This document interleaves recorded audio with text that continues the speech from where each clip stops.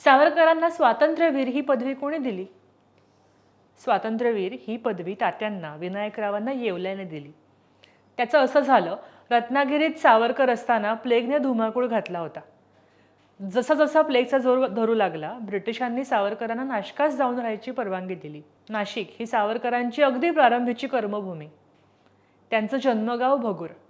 भगूरमधून बाहेर पडल्यावर त्यांना त्यांच्या धडाडीला वाव दिला तो नाशिकने. तेव्हा साहजिकच नाशकात त्यांचे स्नेही खूप होते.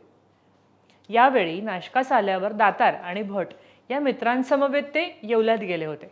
मित्रांच्या आग्रहाखातर सावरकरांनी येवल्यात मुक्कामही केला. यावेळी येवल्यातील एका थिएटरमध्ये सावरकरांचे भाषण झाले. याचा उल्लेख 2 तात्या या पुस्तकात आहे. येवल्यातील राष्ट्रीय शाळेचा वार्षिक समारंभ सावरकरांच्या अध्यक्षतेखाली झाला. यावेळी भाषण करताना नाशिकचे देशभक्त असलेल्या काशीनाथ रघुनाथ वैशंपायन यांनी सावरकरांचा उल्लेख स्वातंत्र्यवीर हे बिरुद लावून केला. तेव्हापासून विनायक दामोदर सावरकरांचे नाव स्वातंत्र्यवीर सावरकर असं संबोधलं जाऊ लागलं. पुढे राष्ट्रीय स्तरावर देखील हे नाव सर्वश्रुत झालं. सावरकरांना स्वातंत्र्यवीर ही पदवी कुणी बहाल केली याबद्दलचा उल्लेख प्राध्यापक डॉक्टर बा दातार यांनी त्यांच्या 2 तात्या या पुस्तकात दिलेला आहे.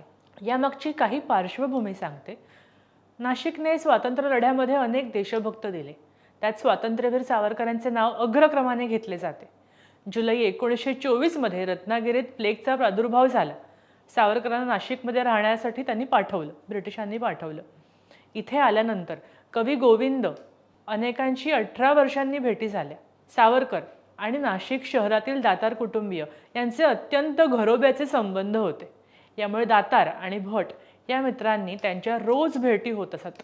वामनशास्त्री दातारांनी यावेळी येवल्यात वैद्यकीय व्यवसाय सुरू केला होता. सावरकरांची शुश्रूषा करण्यातच दातार नेहमी पुढे असत. नाशिक मुक्कामात वामनशास्त्री दातार आणि विष्णू महादेव भट या 2 मित्रांच्या निमंत्रणावरून सावरकर येवल्याला गेले. मित्रांच्या आग्रहाखातर येवल्यामध्ये मुक्काम केला. याच वेळी तेथील एका थिएटरमध्ये सावरकरांचं भाषण झालं होतं. तेव्हापासून आजवर आपण त्यांना स्वातंत्र्यवीर ही उपाधी देतो. महान लोकांना प्राप्त झालेल्या या पदव्या कोणत्या विद्यापीठाने अथवा धार्मिक सांस्कृतिक केंद्राने दिलेल्या नाहीत, तर त्या लोकमान्यतेतून मिळालेल्या आहेत. महात्मा, लोकमान्य, स्वातंत्र्यवीर अशा कितीतरी पदव्या लोकांच्या मनात आपलं स्थान तयार करणाऱ्या प्रेमापोटी मिळालेल्या आहेत. स्वातंत्र्यवीर सावरकरांनी स्वातंत्र्य मिळवण्यासाठी दिलेलं योगदान नक्कीच उल्लेखनीय आहे. त्यांच्या जीवनातला मोठा काळ तुरुंगात गेला, पण क्रांतीचा काही हा एकमेव मार्ग नाही हे त्यांच्या कवितांनी जगाला पटवून दिलं.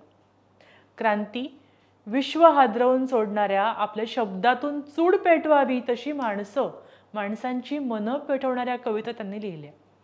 त्याचबरोबर पत्थरालाही बाजर फुटेल असे मन विव्हळ करणाऱ्या रचनाही त्यांनी केल्या. अलौकिक बुद्धिमत्ता आणि करडा राष्ट्रवाद हे घेऊनच ते जन्मले होते.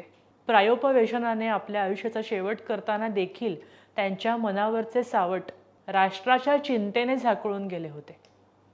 अंदमानात त्यांच्या समवेत तेथे शिक्षा भोगत असलेल्या अनेकांना अपरंपार शारीरिक यातना सहन कराव्या लागल्या. विनायकरावांना तर त्या शारीरिक यातनांसोबतच मानसिक यातनांचाही सामना करायचा होता आणि त्याबरोबर छुप देशकार्य सुद्धा.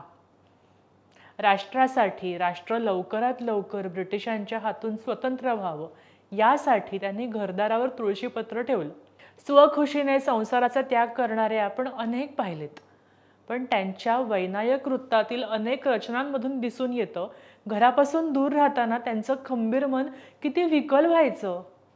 त्यांचा हा त्याग पाहता त्यांना मिळालेली स्वातंत्र्यवीर ही उपाधी किती सार्थ ठरते हे आपल्याला कळतं. तुम्हाला हा व्हिडिओ कसा वाटला हे आम्हाला कमेंट बॉक्समध्ये जरूर कळवा. आवडला असल्यास शेअर करायला विसरू नका.